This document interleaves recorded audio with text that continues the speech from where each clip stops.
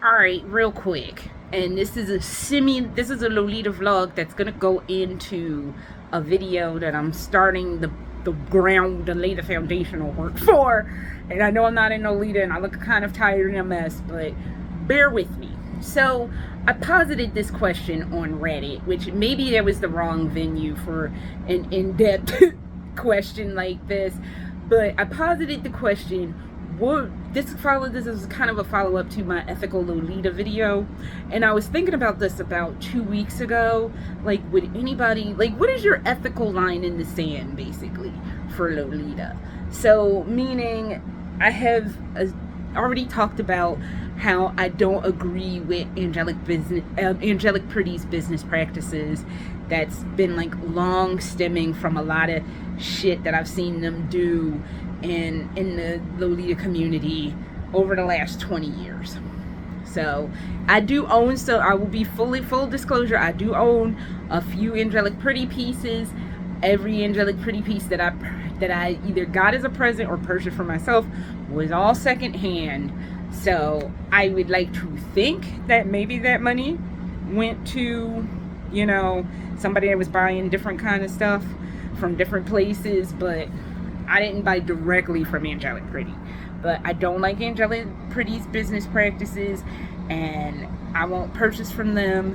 I covered like a year or two ago, I covered how Loki Doki Doki, a Taobao proxy service, they have a laundry list of companies from Taobao that they will not do a proxy for because those companies engage in the use of Uyghur slave labor for the raw materials for their cotton, and that's fucked up.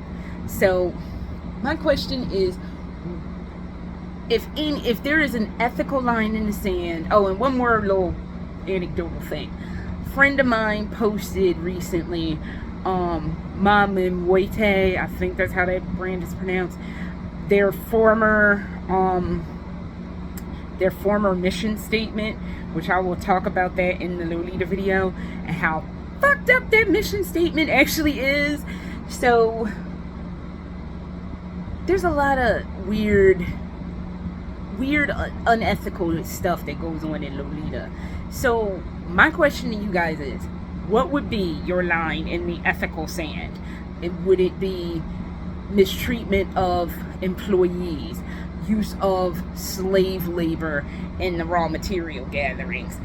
You found out, like, I'm not saying this is a thing, but you find out that Victorian Maiden was dumping dyes in the ocean just to see what would happen. What would be the thing that you would turn your back on a brand, or what would be your ethical line in the sand? So I'm still trying to get answers to this, and there's going to be a bit to cover here. It's probably going to be a lengthy video depending on what the fuck I can find, but that is the question I want to pose. So please help me out and answer it, because I'm like, this is a topic I want to cover, but I need more than just my own opinions and anecdotal shit that I find. All right, thank you guys. Later.